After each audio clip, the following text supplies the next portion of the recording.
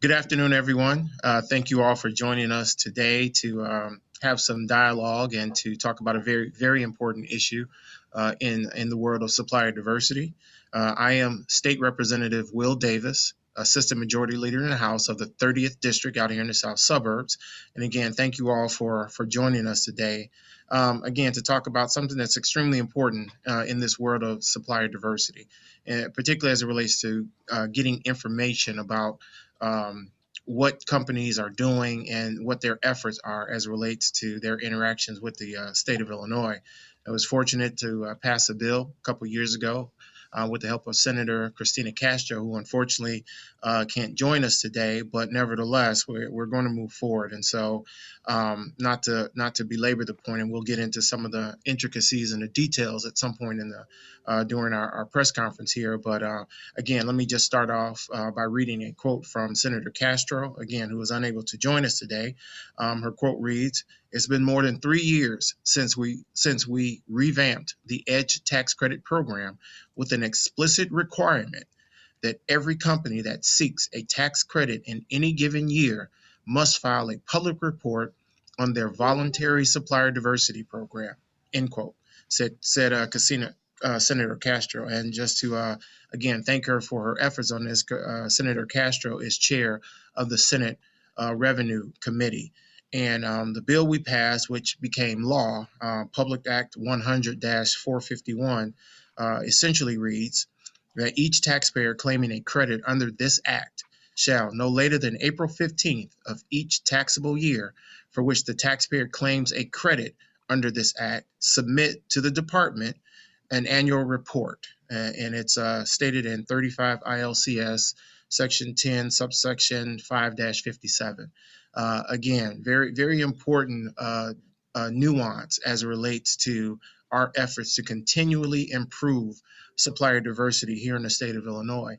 One of the way we approached this was that we thought, well, let's take an opportunity to get information. So what we learn from when reports are filed is that we learn exactly how these entities that are benefiting from a state resource, and let's just be clear on what it is, they are benefiting from a state resource, they need to show their hands a little bit to us. And we're just simply asking you to file a report. That's all.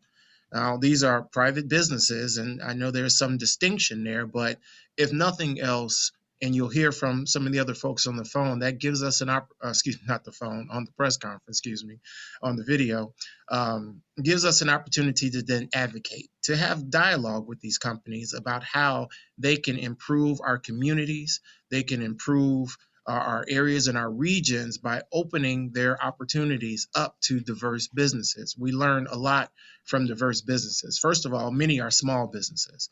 And we often talk about how small businesses are the lifeline and the backbone to our communities. They're small businesses.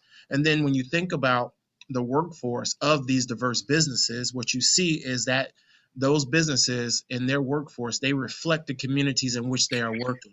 So when we talk about increasing job opportunities, when we talk about increasing, benefits to our communities, these small businesses are truly the beginning of doing as such, because they hire directly from our communities to make sure that people are working, and when they work, they're contributing to the state of Illinois overall. So it is extremely, extremely important why gaining that information is important. And not only in terms of those companies that receive EDGE tax credits, but just know that we have also taken this type of liberty in other sectors.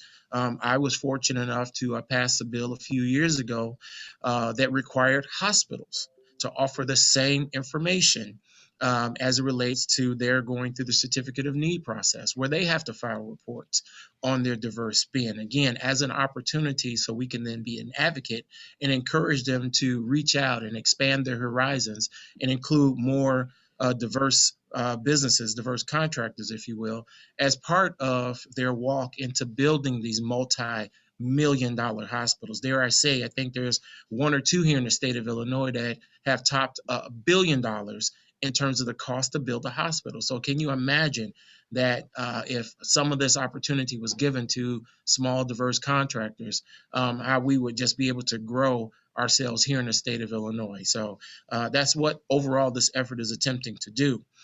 We know that DCEO Unfortunately, that is our state agency. They're the enforcement piece of this. Unfortunately, has not followed the law, and they allow approximately 90% of corporate taxpayers to claim a credit without filing a report. I mean, DCO is the repository of this information, and we have an expectation of them.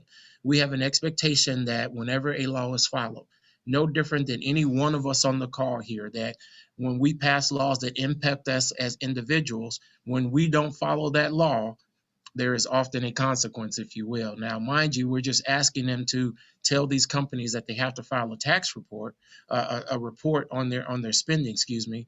But still, nevertheless, it's law. It was signed by our governor, and there's an expectation for them to fill it out.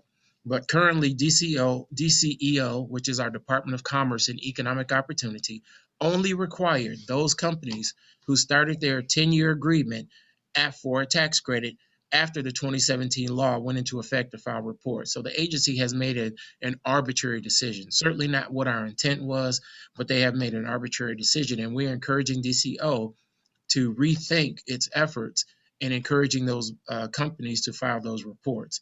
That's not what the law says, but that's how they've chosen to enforce it. So again, the need for supplier diversity in the state of Illinois is paramount. What we have learned is that there aren't enough large businesses to do all the work. There just aren't enough large businesses. Those companies, while they have a great presence in the communities and the parts of the state that they are located in, but they still can't do it all. The prime contractors that they work with, they aren't large enough to do all the work by themselves. They need small businesses. They need small, diverse contractors in order to get it done. And again, if we believe what we've been saying about small businesses truly being the lifeline of businesses in the state of Illinois, many of these contractors are small businesses. They are not necessarily trying to take over the world. They're just trying to do enough business where they can maintain prosperity for themselves as well as the people that they employ.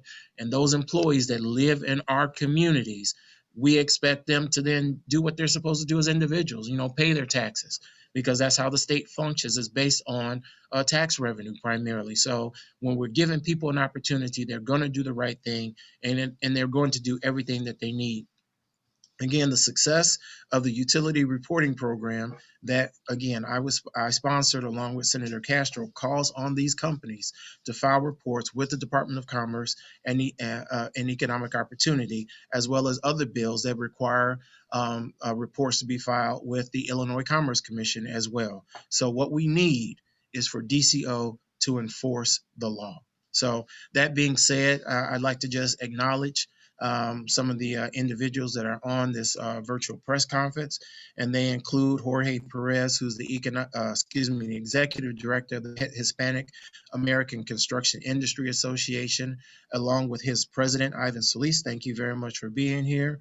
Kendra Dinkins, who's the chair of the Federation of Women Contractors. Reverend Larry Bullock, the executive director of the United States Minority Contractors Association. Someone I'm extremely proud to acknowledge is Sean Harris, founder of the Black Contractors Owners and Executive Organization, as well as the founder of Livewire Electrical Construction. Ms. Tina Chung Hurley, chair of the Association of Asian American Construction Enterprises. So these are just a few of the individuals that are on the phone with us today. And thank you very much. And I'm also especially pleased to be joined by one of my colleagues in the Illinois House, and that is Representative Barbara Hernandez from the Aurora area. Thank you very much for being with us today. And so with that being said, a few of these individuals are going to make some statements. So let me begin again by introducing Jorge Perez, the Executive Director of HACIA, the Hispanic American Construction Industry Association. Thank you very much, Executive Director Perez. Thank you. Thank you, Leader Davis, and I appreciate the introduction. And again, my name is Jorge Perez. I'm the Executive Director of HACIA, and that's the acronym for the Hispanic American Construction Industry Association. I'm joined today by our board president, Ivan Solis from Solis Construction. And on behalf of him, and as well as my board and 300 plus members, we're here in support of this action. We have, as a coalition, everyone actually that's here, have been working very well over the last few years to look at How do we look at deepening and broadening opportunities for not only HACIA members, but for all minority women businesses, disadvantaged businesses in the public and private sector? We've had some successes in terms of the private sector in looking at how do we open up opportunities in the utility market space. We're still a bit of a slow go, but it's actually trending in the right direction, or pointed in the right direction, as Leader Davis mentioned, in terms of looking at doing the same with hospitals and health centers throughout Illinois. And clearly the last 9 months have signaled that there's going to be a continual need for those type of upgrades. And we definitely want to make sure that the minority women business community is involved in this, and clearly HACIA as well.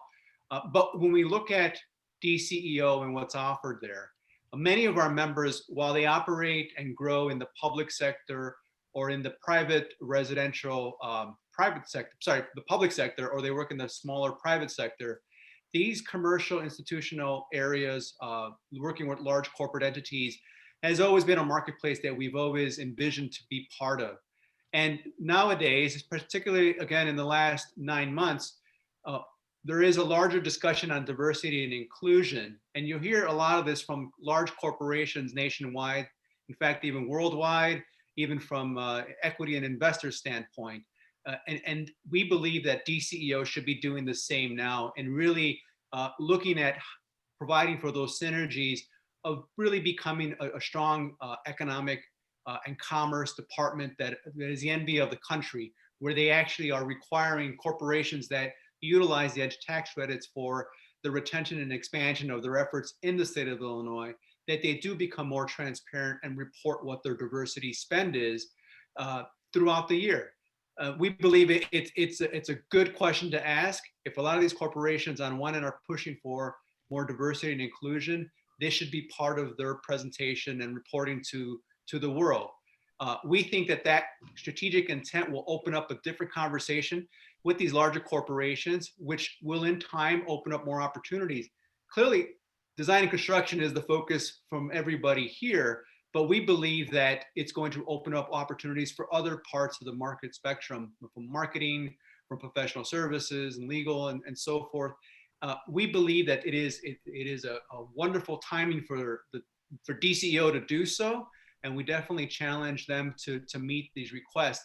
You know, on one end, DCEO is wonderful and providing the small entrepreneur, the startup business, with the resources they need, with grants that provide for training. We know it firsthand. It works very well. It's a wonderful funding source.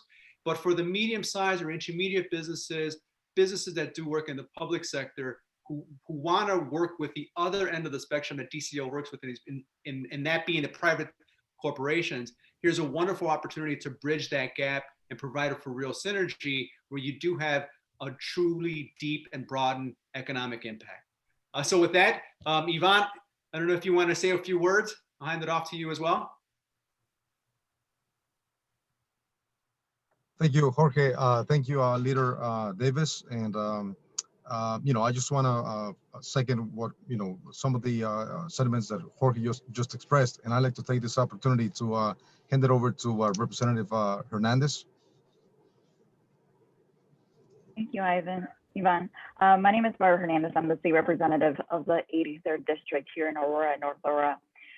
In my community, there's a lot of minorities that are looking for a chance to grow in their business. Unfortunately, with what we're living now with COVID, it has been difficult to sustain their businesses. By allowing DCEO, by actually having DCEO enforcing these regulations, these already in place laws, would allow small businesses, especially here in Aurora and in different areas of Illinois, to grow, to be able to have that opportunity to allow other businesses and individuals in the minority and community to have a chance. I think now more than ever, we need to continue to support. We need to continue to hold people accountable. I think that is one of the top priorities that we need to do at this moment. And this is what we're doing. There's a lot of people here who are going to speak, who are already spoken, that they're requesting accountability. But once again, we need to continue pushing And I want to thank everybody who's here and discussing this, because this is really important, and we need to continue spreading the word to others and help small businesses. Thank you.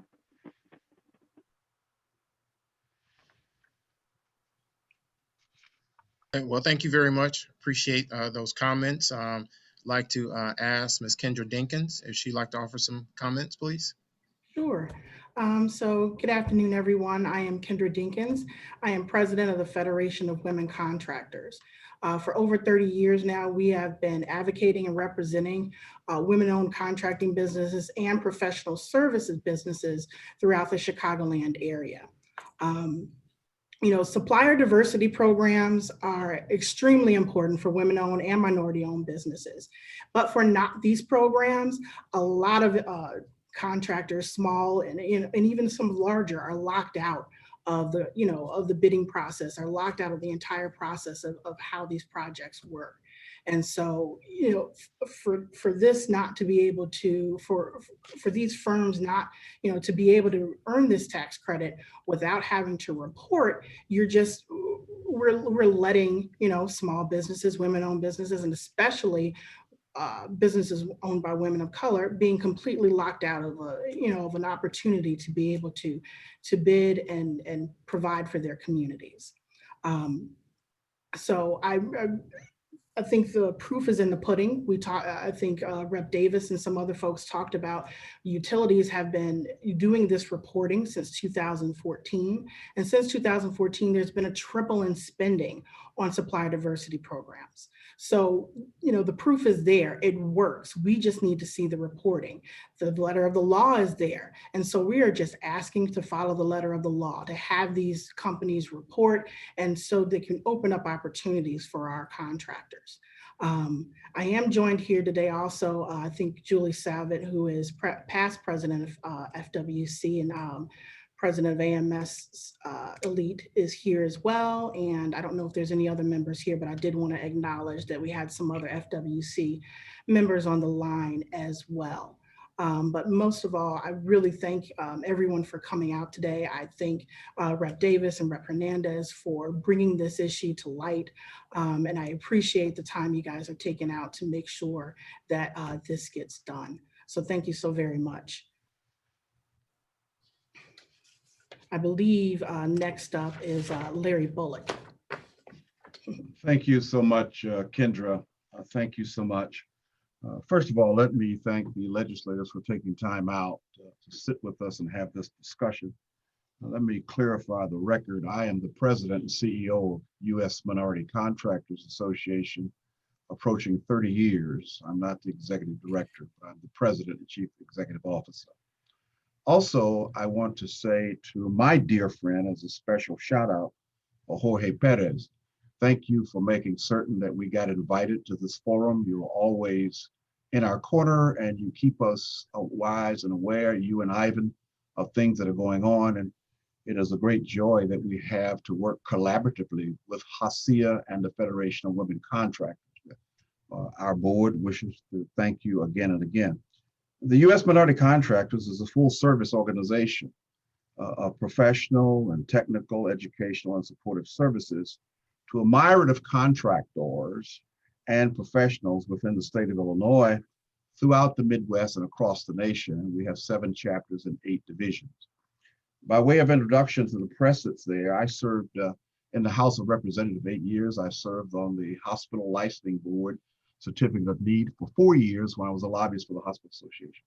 So I'm kind of mindful of what you all are going through and the agony that Representative Davis has expressed, and that he passed a statute and it doesn't seem to be getting the traction that he intended, that was legislative intent.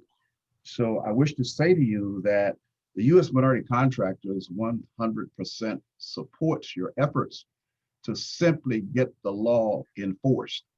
And what I'm at a loss to understand, and maybe someone can enlighten me as this discussion continues, is how DCEO continues to get its budget funded every year and not be in compliance with statutes.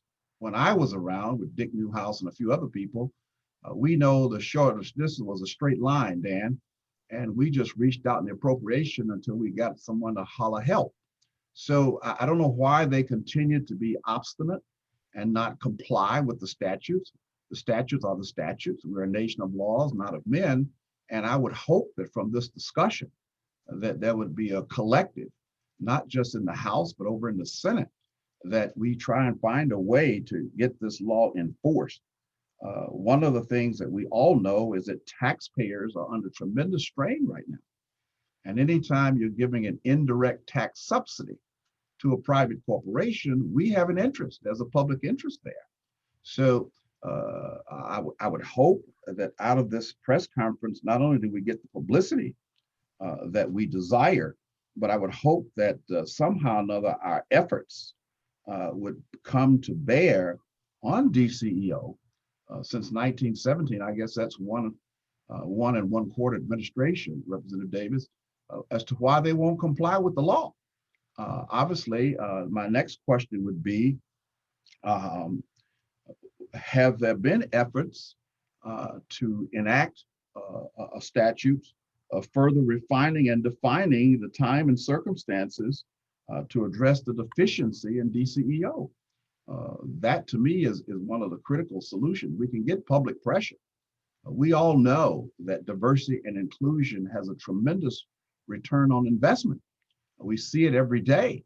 And those of us in the state of Illinois, we understand that we have a Democratic administration, we have a Democratic House, we have a Democratic Senate, and we need to find out why is it that the Democrats can't come to some understanding to enforce the law. So the U.S. Minority Contractors Association is in 100% support of revisiting that statute, Representative Davis, that you enacted. And to the extent we can be of help to you with other members of the House or the Senate, please feel free to call upon us.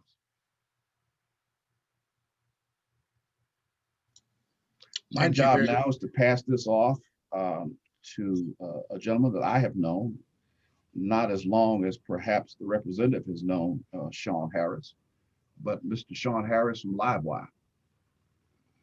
Thanks, Reverend Bullock. I appreciate that.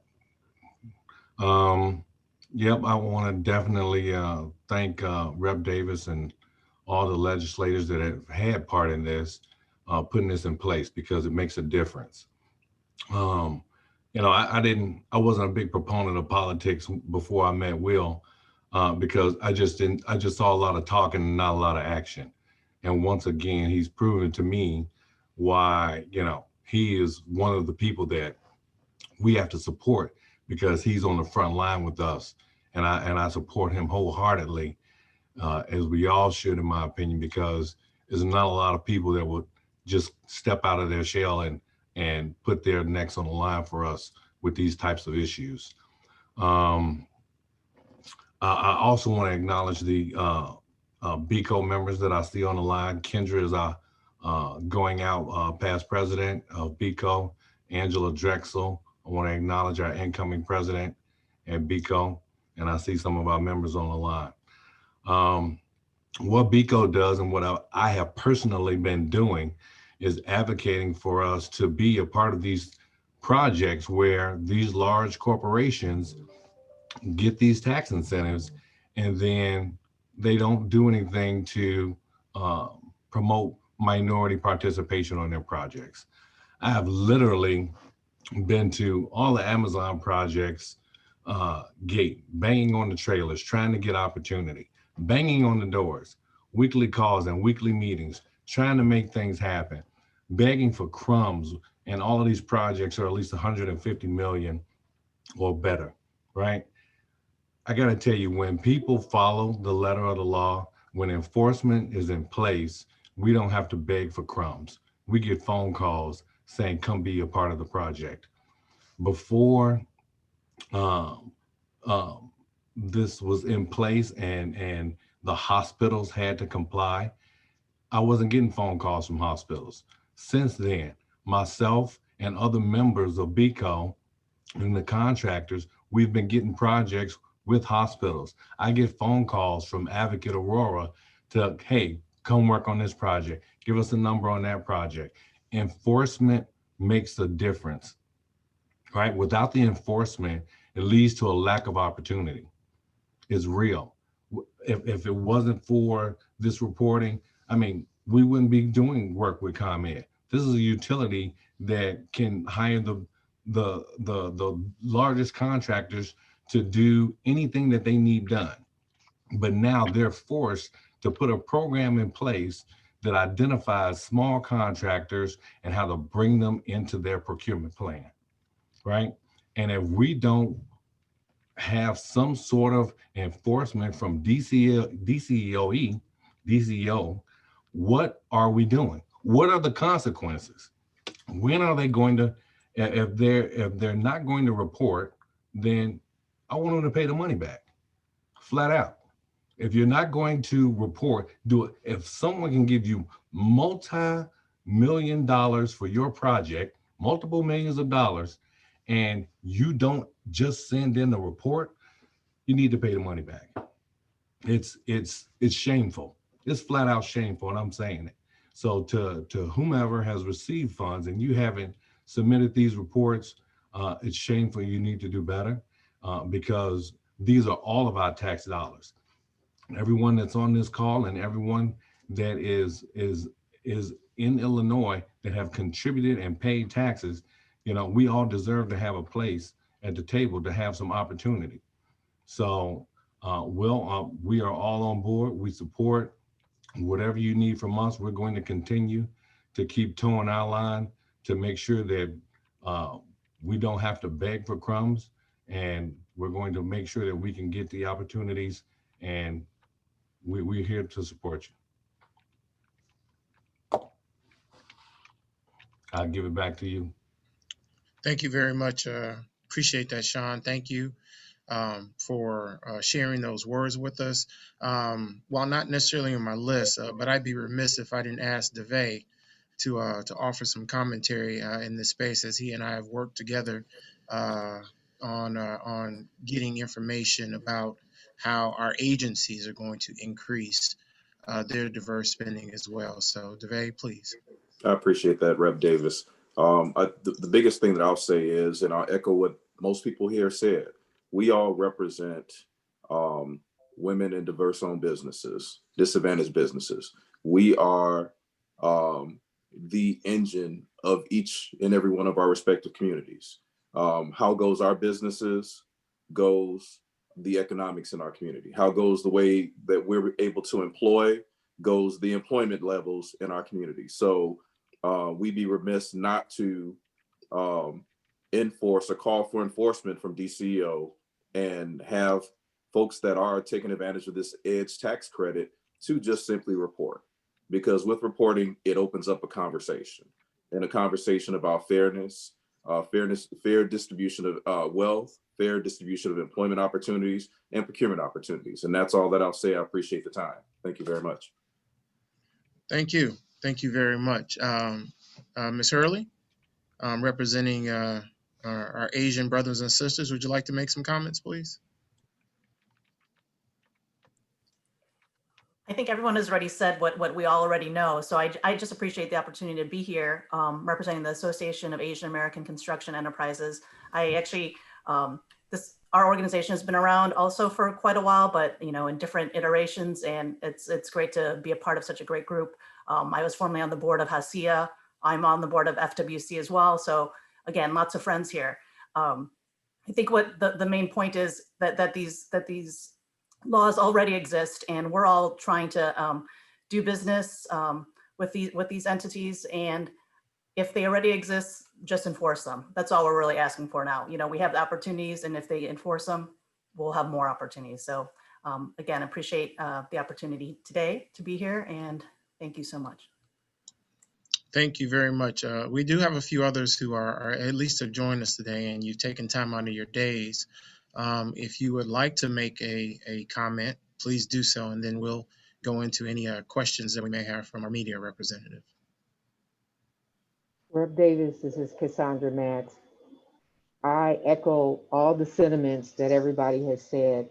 I'm a BCO member as well, but I'm also a trustee in the Village of Olympia Field. And this conversation is needed. All the municipalities have absolutely no minorities spend when it comes to contracts on their ordinances, and BCO is putting together the language for that so that it be fair across the board. And they have adopted the hashtag live, work, and spend. You live, you work where you live, you spend where you live. And it's so important. So this conversation is definitely needed because it's a trickle down effect. It affects everything local. Thank you. Thank you. Anyone else? Please just unmute and offer your remarks. I'm in agreement with what's been said as well. I think we're all on the same page and we just need to see the change happen. And I know that I agree with the municipality issue. We work hard to work with municipalities and they just seem to be exempt from a lot of the requirements that other agencies we work with are, and it's quite challenging to break in, you know, and to be considered to do work with them. So again, thank you all for taking the time and to talk about this important issue, and that's really all I have to say. Thanks. All right, thank you. If no one else, then I believe we do have a media representative on the phone or on the call with us, if you will, the Zoom. So if there are any questions, we'll open ourselves up to any questions at this point. Hey, Representative Davis, this is Joel Ebert from the Daily Line. Can you hear me yet? It was better a moment ago, but I can hear you though. Okay. So I just want to make sure I understand these reports through the legislation that you guys have passed were required. Have they ever been filed in the past?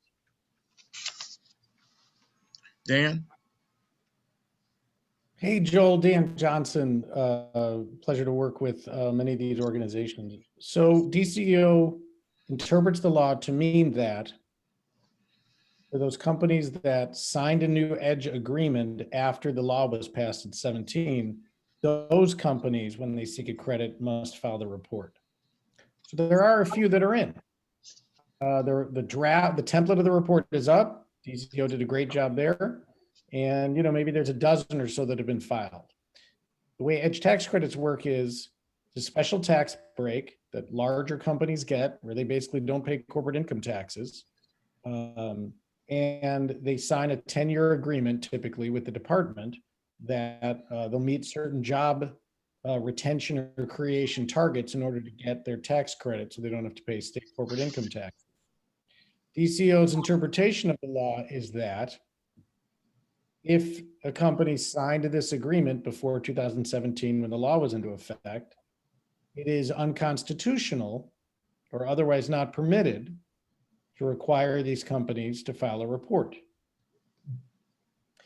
So those that created this agreement after the law was passed in 2017, full steam ahead. Of course, it's only about 5% of all the companies that have EDGE tax credit agreements. Does the department have a judge that said that the law was unconstitutional as applied to those companies that had an agreement before 2017? The answer is no. The Attorney General advised the department that it's unconstitutional to apply this requirement to those companies that have an agreement before 2017. The answer is no. What authority does the department have to make this constitutional interpretation? The department has no authority to do so. That's the challenge that we're facing. Okay, and so let me just make sure that I understand this accurately. To be clear, the concern is without these reports, there is no real understanding or transparency on whether they are actually following through with the intent, which is to get them to actually use more minority-owned businesses, correct? Joe, yeah, I would say yes. You mentioned a very interesting word, and that is transparency. What we are asking here is that transparency, and what we've come to appreciate, and I believe Sean said it best, that, you know, when we started opening up hospitals to submitting these reports, they seem to, maybe it's a way for them to kind of acknowledge their own failures, so to speak, by looking at their own numbers. And so the expectation is kind of the same here. When you see it on paper and you see that your diverse spend is 5%, or maybe not even higher or even less in that respect, but they know that they are spending millions and millions of dollars in order to sustain their own businesses. Maybe putting it in front of them that way might be a way to get them to acknowledge that, yes, we have not met anyone's expectations, maybe not even their own in some cases. But that transparency is what's necessary in order to try to get them to be better corporate citizens here in the state of Illinois. And can you guys give me a couple of examples of companies that got EDGE tax credits? I'm sorry, I'm not familiar with that. I'm still kind of catching up on things prior to 2017, I guess, that you would like to see this kind of information. I'd be happy to take that one. Please, Thank you, Representative Leader Davis. The DCO does a good job publishing the list of those companies that have an EDGE tax credit agreement. But Ford, Boeing, ADM, Walgreens, Medline, John Deere, I believe, Sarah Lee, most large companies that have an ability to choose where they would like to put their headquarters or a manufacturing facility regularly get an EDGE tax credit agreement.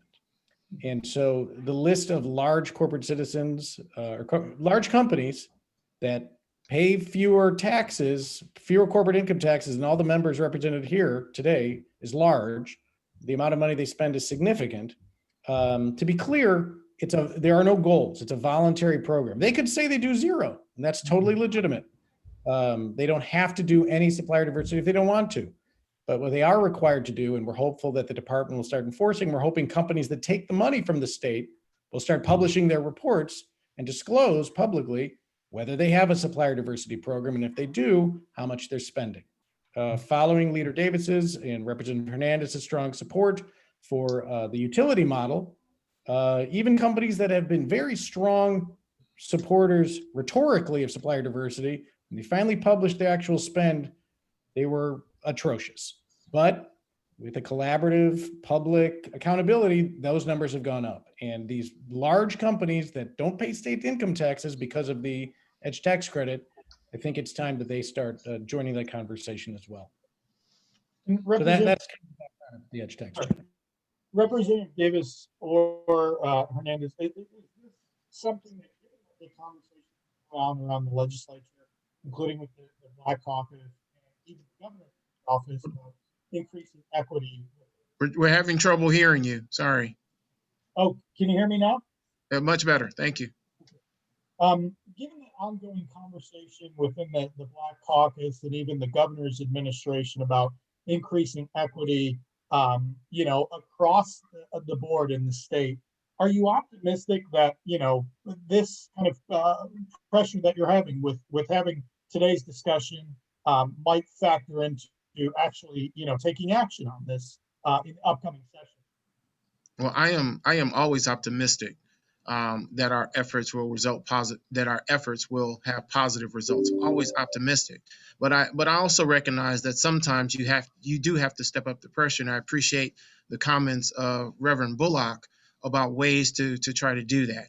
As a legislator, sometimes you don't want to have to kind of fight necessarily for them to just do the right thing, but it is sometimes necessary. And I think as we walk into this next General Assembly, being able to take a look at things like the legislation that's currently not being enforced the way it was intended to be enforced, as well as other legislation in various sectors, I think it's something in particular that the Black Caucus is really, really taking an interest in as we go back and think about the bills that we have passed that do require an agency to step up to the plate and enforce or collect, if you will. And dare I say that maybe we need to then, seek additional legislation that basically truly makes it such that, mandates those kinds of things. And mandate is a tough word in government, but sometimes it's a necessary word in government. And if that's the direction that we need to go, if it seems like the voluntary aspect of it won't be met by those companies that have been receiving these tax credits, then we'll have to tell the agency we're looking for mandatory efforts as well. And I've never shied away from any tough conversation in Springfield. And if that means, again, saying that you no longer can get this tax credit until you do such, then we'll start the conversation there. But to me, even that is not necessarily tough enough. So let's take another step. Yes, maybe you won't get the tax credit in the future if you're not able to do that. But then let's have a real conversation about putting some real significant goals on your diverse spending as well as part of it. And it's tough because it can't necessarily tell private companies what to do, but to the extent in which they're asking something from me as a legislator, then I have to demand something from them as well for them to continue to receive this benefit from the state. It's necessary at this point. So, you asked nicely the first time, but then after that, you have to do what you have to do. But companies that are represented not only by the organizations on this call, but also even individually on this call, these companies are relying on these types of opportunities, again, so they can sustain themselves and continue to hire diverse people from the respective communities in which they're located in. That's an important part of this conversation. It probably goes understated, the fact that they are hiring from the communities that we identify as the most underserved. So when we're talking about hundreds of millions of dollars in case, doing some of this supporting of other companies won't make these businesses go bankrupt. That's not the death knell to them to be able to continue to operate as a company. But nevertheless, for some of these small businesses, this is life or death in those respects. They need these resources. They need these opportunities and then continue to function. I don't think anyone that started a business that's on this call started it for it to go in the opposite direction within a few years. They started it as an opportunity for themselves, and they said, well, look what I can do for my community and people that live in my community if I'm able to grow. And that growth is important.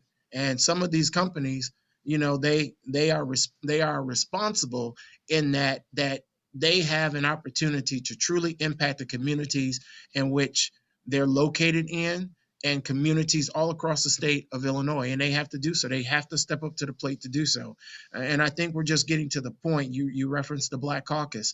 I think we're just getting to that point where, we're just tired of, playing nice and being nice to various folks. And now it's time to really get down to business and start, claiming, and I'll use that word, claiming what's absolutely necessary for diverse businesses like those represented on this call to continue to survive and provide for the communities in which they're in. I don't have any other questions, but I appreciate your answering them. No, my pleasure. My pleasure. Again, if there's anyone on the call that would like to offer any quick comments before we end, please unmute yourself and feel free to do so. State Representative Pastor Bullock, one more time, if I could, unless somebody else wants to speak. One of the things that I learned in my years in the House on revenue and on appropriation is that legislators legislate, executive branch enforces. And it would appear to me from listening to this discussion here, which is a great discussion, that the emphasis should be on enforcement, which is in the executive branch of government. And I know you have a great relationship with the governor and all the other people, but what I found in my years in the legislature is that my first obligation were to my constituents, those who sent me there and keep me there. And so I think that somebody on the Appropriation Committee needs to find that budget for DCEO.